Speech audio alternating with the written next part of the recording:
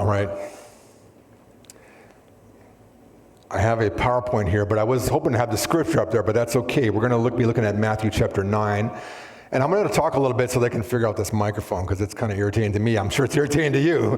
So we'll just get this figured out here. It was EQ'd for a Polish guy, and now we got a Ukrainian guy here, so it's got to get re-EQ'd for the brother or the cousin of the Polish guy, right? So Frank Kulicki. I was actually in Pastor Frank's country of origin, Poland, or his ancestors anyway, and got to see Poland and enjoy their cuisine and their hospitality. And I'm going to share a little report here after we look at the text on where I've been and what I was doing there. So you could say, well, what was Pastor Mike doing? Was he just on holiday? Was he vacationing? No, I was actually checking in and following up as a ambassador of Western Canada to the Slavic countries for Slavic Gospel Canada with some of their projects and strategic partnerships. They asked me to come as a representative of the West, because there are many supporters in the West. They said, would you come and just be a part of this tour, just to see where we're strategically partnered with, who are our people that we're working with. And specifically, we were curious about the Ukraine because of the war and all that's been going on, what's been happening. We get reports, but it's just nice to kind of sit down with the people face to face and also to encourage them.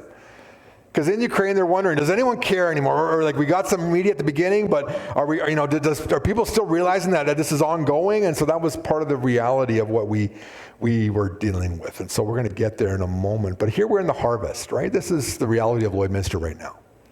We see these things going on, combines, fields being slowly harvested, and God looks at our world, and this is what he sees. He sees a ripe crop ready to be harvested. Now, I don't think you see that, because I don't see that sometimes. I see a messed up world that has wandered so far away from God that you wonder, is there any hope for it?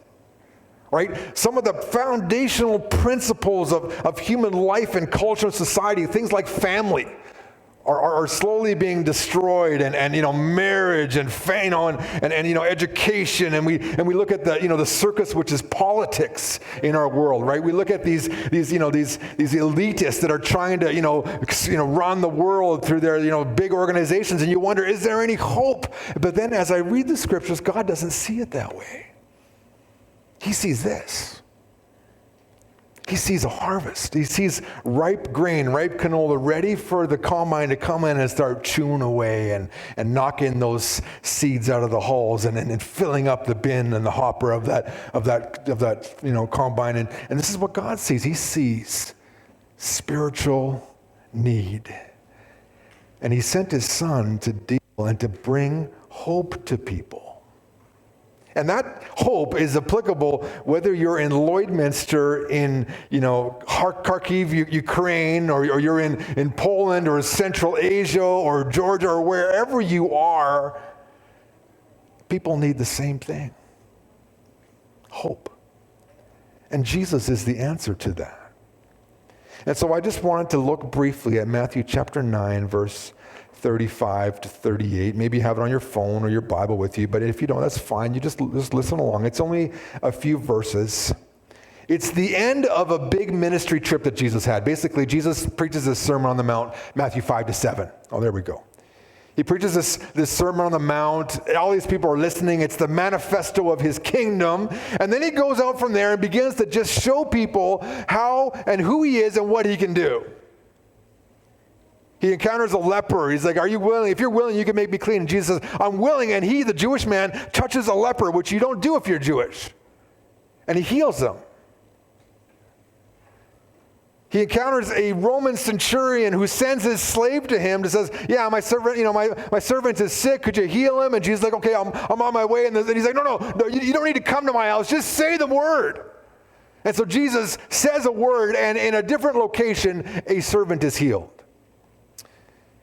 Jesus walks into Peter's house, and there's Peter's mother-in-law with this crazy fever. And he just grabs her hand and raises her up, and she gets up and starts making supper, right? He's looking after the disciples, right? Yeah, come on, Mom, we need your help here. We need some food, But he handles this stuff like nothing.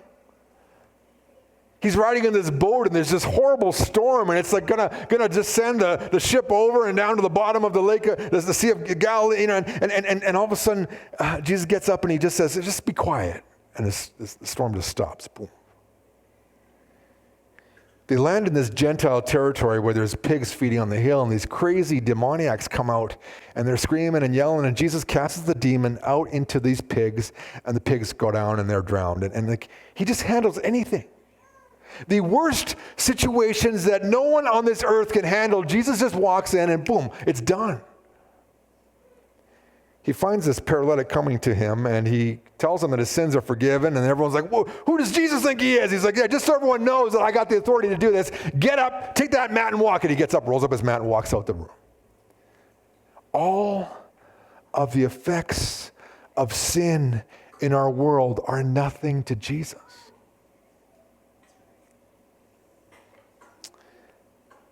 This ruler, we find out in other Gospels, he's a synagogue ruler, comes to Jesus. Obviously, the Jewish system hadn't helped him any. Yeah, my daughter's sick, she's dying. So en route to healing this guy's daughter, this woman touches him and disrupts the procession. And Jesus is like, whoa, who touched me? And it's this lady, she's got this hemorrhaging issue, this blood issue. She spent all her money trying to get help, and no one's helping her. And one touch of Jesus, and boom, it's over. She's healed. And then this guy's like, oh, come on, my daughter's dying. You know, and Jesus gets in there, she's already dead. No, she's not dead. He walks in there, gets the little girl up, and it's like, whoa, there is nothing that Jesus can't handle. Two blind men come, and Jesus, Son of David, have mercy on us. And he heals them. There's this demon-possessed mute. This guy that can't speak, he's obviously possessed. Jesus casts out the demon, and suddenly the guy starts talking. Never talked before. And that leads us right to verse 35, when it says, then. That's after he did all those things. Then.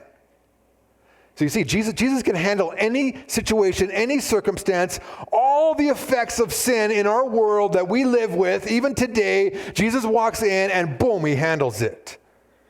It says, then Jesus went throughout all the towns and villages, teaching in their synagogues, preaching the good news of the kingdom, and healing every kind of disease and sickness. We'll just leave that up there. You see, he's got a message that he wants to share. The truth is that we need God. And in the scriptures, God is presented as the king. We just read that. He is this exalted sovereign ruler. Sovereign doesn't mean he's in control of everything, although he does know everything that's going to happen. Sovereign means an exalted status. It's his supreme position, his majestic glory and honor. And he looks over and he is the king of the ends of the earth. And yet within the earth, he has given us as creatures the ability to choose and to make decisions. And most of the time we make poor decisions, don't we? And God sends his son into this world preaching a message of the kingdom. You need a king. You need an authority, a perfect authority, a righteous authority to help you to live a life that is of the greatest blessing and benefit, because God created us to enjoy this world and to enjoy each other and to have this wonderful life. But the problem is when we live our lives apart from God, we make a mess. I traveled through some countries that have wandered and not included God in their formation of the way in which they live. They're not the nicest countries to be in. There's a stratification in those countries. There's an indifference to people's needs. There's the rich and the poor, and you wonder, well, what happened there? Well, because God's not in that picture. Countries where human life really doesn't matter. Abortion, genocide, whatever. I mean, we just deal with people because they're just collateral. It's like chickens or cattle or gophers in a field. I mean, whatever. They don't really matter, right? They're just going to keep breeding anyway and whatever. But when you find a country that has God at some point in their history and in the development of the way in which they live, it's different. I mean, you understand, hospitals, universities, all these came about because the Christians wanted to make their place in which they lived a better place. And Jesus is teaching this message. There's good news. The king is here. God has decided to enter this mess and to make a way out of it. God is bringing a plan and a pathway of hope. The message of the good news of the gospel. Here's my issue. Sometimes we get to the second part and we forget about the first part, right? I mean, we need to do the practical stuff, the healing, the feeding, and that's what I saw a lot of that. I'm telling you, it's real, but these go together. You can't just separate it, right? And many missions have started with the gospel, and then they start building hospitals, and they start doing this and education, blah blah blah, and they forget about the gospel somewhere in there. There are micro businesses and all this stuff. Like, people need the good news first. Now, hungry people need to be fed before they can hear the good news. I get that. But here Jesus is showing us, here's how it works. You preach and you care for the physical needs. In fact, they go together. But you can't just do physical without the good news of Jesus Christ. It doesn't work. Just look at the UNICEF and some of these other government agencies that are trying to do humanitarian aid. They're failing. Why? Because they're missing the good news. He's healing every kind of sickness and disease. You see, this is the sin. The effect of sin in this world is seen everywhere. Kids that are abandoned, kids that are killed in utero, families falling apart, old people, being euthanized. I mean, we're seeing the effect of sin everywhere. And Jesus is coming right into the middle of that. It says in verse 36, when he saw the crowds, he had compassion on them because they were bewildered and helpless like sheep without a shepherd. Jesus looks at the crowd and he just sees this horrible situation. Like he understands the reality of the human condition. And this word compassion is that word, the same word used in the parable of the Good Samaritan. When the Samaritan sees the man dying on the side of the road, it says he had compassion. It's this gut level concern. There's not really an English word that translates it accurately or fully. It is the gut level concern that leads to practical intervention and action on your part. Okay? This is not you picking up, when you give to like an organization, and then you put you on your mailing list, and you're getting these letters every time, and there are appeal letters all the time, or we got this need and this bad, we need help, and sometimes you look at that, and that's too bad, and then you throw it in the garbage, right? Oh, that's nice, that's not compassion. Compassion is saying, whew. Compassion is when you see that guy on the side of the road, or that girl trying to change a tire. Compassion is you say, man, I'm sorry for that person, and you actually pulling over, backing up, and helping them. That's compassion. Compassion is not, too bad they have a flat tire. Hope they have AMA. That's not compassion. Jesus has compassion on them. Why? Because they're bewildered and helpless. Or maybe the translation you have would say harassed. They're bullied. They've been beaten up. Literally, the picture is almost of a sheep on its back with its feet in the air, in the most vulnerable position possible.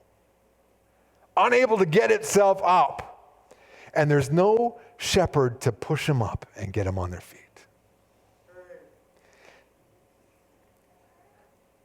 Now, I don't know if you're like me. Like sometimes I don't like crowds very much. So sometimes it's kind of nice to be in a part. But sometimes you look at the crowd and think, I just don't want to be in that. And that's it's just all those people. But Jesus looks at this crowd and sees this great need.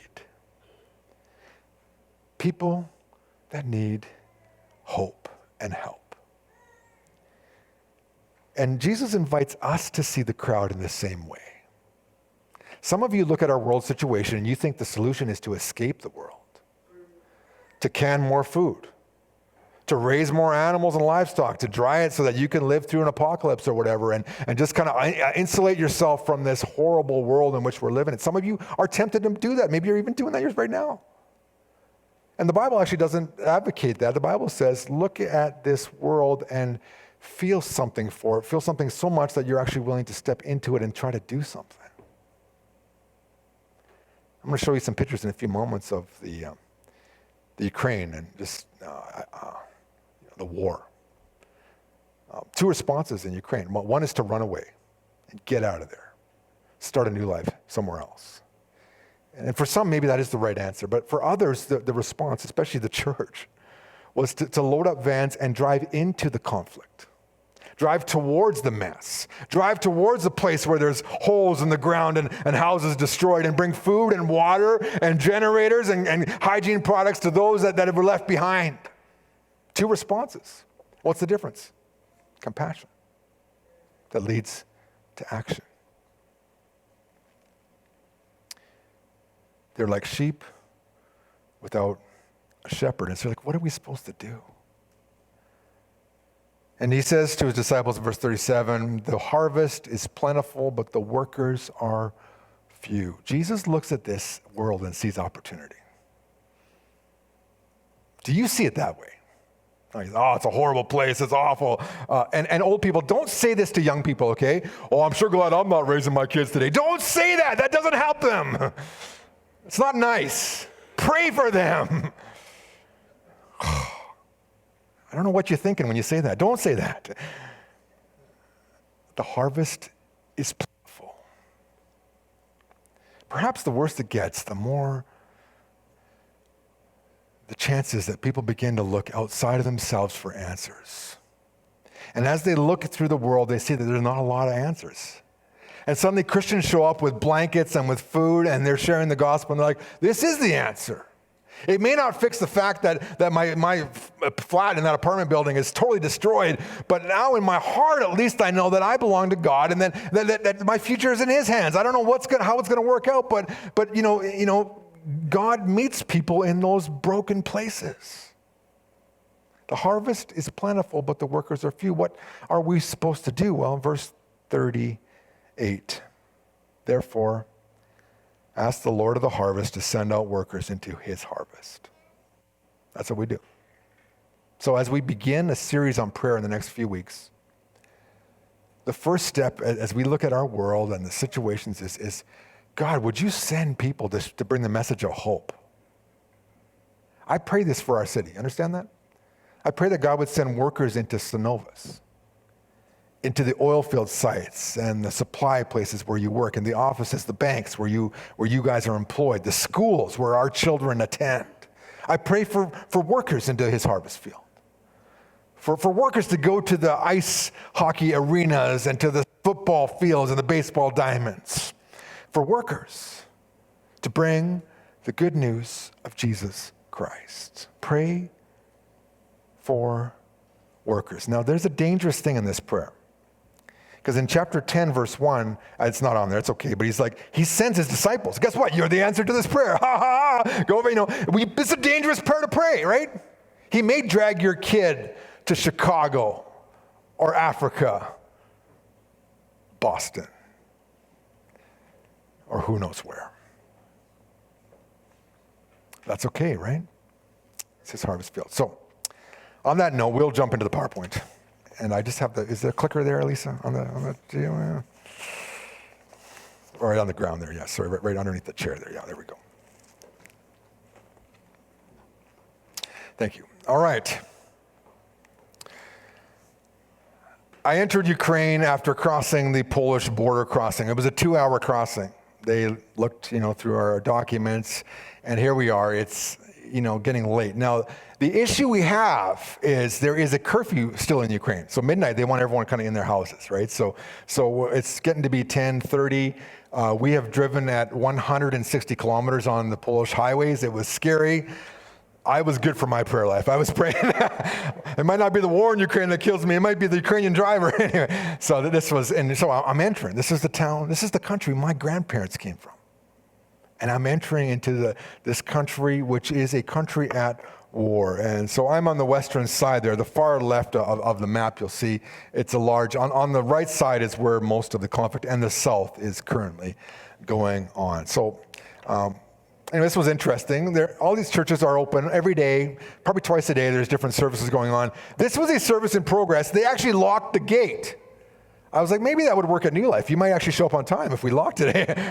Or I'd keep you guys in here. Who knows, right? So I was just kind of laughing. There you go, NewLife. If you see the chain next week, you know what's happening. So This is a country at war. I don't know if you could tell that, but this is a monument. It's surrounded by this scaffolding and stucco wire, and then those are the boards there are basically covering the glass, the stained glass that is on these churches. They are anticipating at any moment something could fly in there. The Russian government has Iranian drones that they use. They fly below the radar detection level so they can come in and with IEDs destroy things. So they are preparing for potential destruction. Okay, let's just, okay. There we go. Oh, sorry, let's go back one. There we go. Soldiers are everywhere. And here you see them with their family. Potentially a dad or maybe an older brother. I can't tell on the right side. There's a dad with 2 little girls and his wife. They're taking pictures. One pastor said that they would take supplies and then just aid to the front line, and then they'd go to the soldiers, bring them some food and pray with them. And he said, what was weird was, and I got to the front line where the action is, heats up on occasion. And he said, the guys in the trenches are my dad's age. These are not men, in their young 20s. These are 40, 50-year-old men wearing the uniform, defending their country. Whatever you're told, 25 is the age in which you can be conscripted in the Ukraine. If you have 3 children or more, you are exempt from conscription or potential health issues. So just so you know, they're not pulling 16-year-olds off the street, although younger than that can volunteer. But you are not drafted until you're 25, just in case you've heard otherwise. That's the truth of the matter. You just see soldiers. You see vehicles that they've customized for the front lines, and some of them are in green, some of them are not in green. They're just kind of civilian ones. They figure that they bring vehicles in and they last about a week on the front line, and then they're shot up or destroyed. And so there's vehicles going in all the time to Ukraine to help with this effort. I met these girls in the airport as I was leaving Ukraine, and this one girl on the left-hand side, her name is Svetlana. She was from Kharkiv. This is her house where she used to live. Destroyed. She's since moved to the Western Ukraine. She works for a ministry called Christian Vision, but she's like, yeah, just tell people this is real and it's still going on, and not to forget about us and to keep praying for us. Just so like this is real. The Western media doesn't give us a good picture of it or an accurate picture of it. If you've heard lies about something like Ukrainians doing genocide, that is a complete fabrication of some idiot in the States. It's all lies.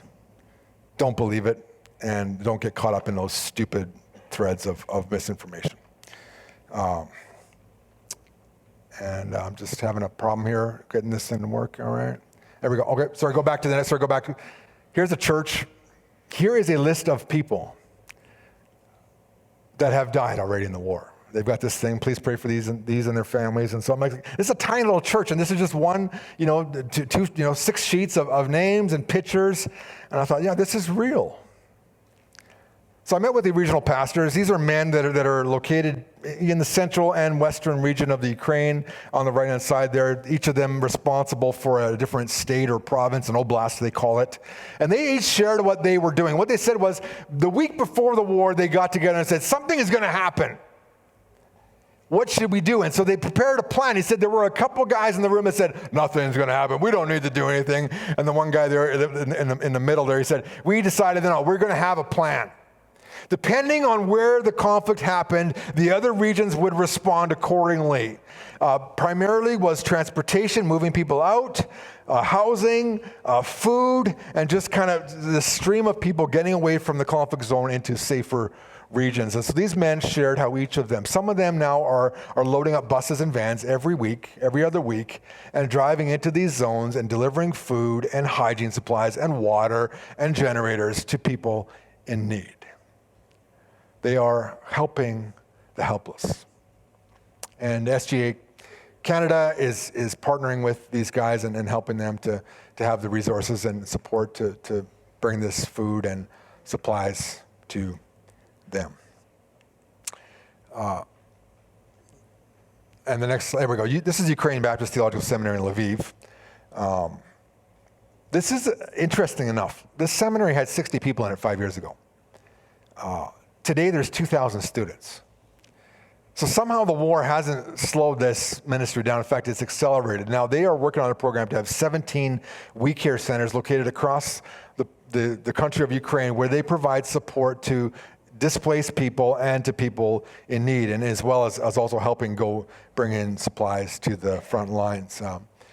We heard reports from 7 of them. These are pictures of 4. The guy on the right-hand side, his name is Artum. He was 750 meters from the airport in Kiev on November 24th, 4:30 a.m., when the first missile strikes hit the airport. He takes groups into the front line. He has a Canadian visa. He's like, I want to come to Canada. I said, I don't want you in Canada. I want you to stay in Ukraine. He said, no, I don't want to live in Canada. I just want to come and tell my story in Canada. So he may show up here someday. I don't know. But anyway, just a passionate guy. They just go right into the front lines, and they're bringing supplies, support, encouragement. They're doing a lot of counseling to people because there's just a lot of trauma and fear and anxiety, of course.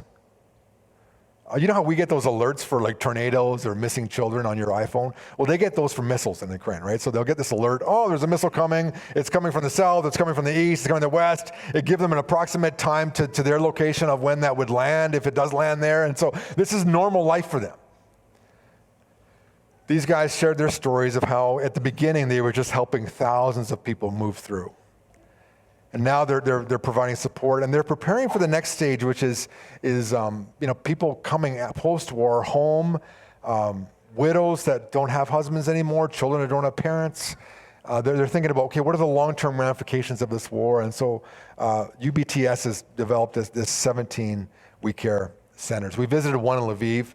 This is, you'll see on the left-hand side there, this is the center, and on the right is this like Soviet-era housing block, which is surrounding this center. There's just thousands of people, and they have this place where people can come, they can eat, they can have, there's a medical group that comes in and provides free clinics for some of these displaced people, and they're providing things, programs for moms. In many of these places, the schools have been destroyed. 1,300 schools Russia has bombed out. And so they're also trying to provide education for kids that have no schooling. So they're doing practical things in addition to sharing the good news of Jesus Christ. One of the projects that they would like to consider is the next slide here. Sorry, go back here. There we go. They'd like to create this like patio space where people could have coffee and gather together and visit. And of course, there's like thousands of people around there. And so I thought, well, maybe NewLife, we could go and help them build a little place to do ministry to these thousands of people that live around them. Okay. And the next slide. It's a mall on your left-hand side. It's this ugly building, some Soviet architect. Oh, sorry, let's go back there. They have this like food place, clothing place there, and diapers you can pick up. And there's also free counseling, or legal advice. Lawyers come in, and so they help these people that are displaced and living in Lviv. 16,000 people have gone through this store in this mall since the beginning of the war. Next slide is upstairs. They have this place where they're building camouflage nets. So they send these to the front lines so they can cover up and hide things so that the drones can't see them. And so these women are there. The one lady I don't have that picture on there, is an older lady from Mariupol. She said, yeah, her whole apartment building was destroyed, nothing left. And there she is cutting up strips of cloth so these women can tie it on. They're just all helping out with the war effort. It's kind of weird because we don't live in this world. But for them, they're like, no, this is our country. We need to do what we can to help and protect. And so this is what we're seeing happening. Okay. The next slide shows, we'll go back there. There's a group in Ukraine called Hebron Soft and Hebron Academy, which is providing a place for orphans and kids from like social services to get trained. Because the problem is SGA for years has supported orphans, and they get to 18 and it's like, well, now what are they supposed to do? I don't know. And they don't know how to live. They haven't been given tools for life, and they can't get jobs that they can make enough money to actually support themselves. So this group, this company said, let's create a place where orphans, kids from broken homes, kids from juvie kind of can come in and train in software and learn how to do coding. And so they have this residential program there where they give them life skills and practical training. And then many of them go on to work for Hebron Software, other coding companies or software companies in the Lviv area. So it's kind of it's a step forward in terms of, okay, now we help orphans, but what do they do when they become adults? Well, now we're giving them tools. And resources and give them a way that they can give back and become productive. And so this is a neat kind of a second step for SGA Canada in getting orphans to the next stage of being healthy, productive adults. So there we go. The next slide shows us just some people. They're everywhere.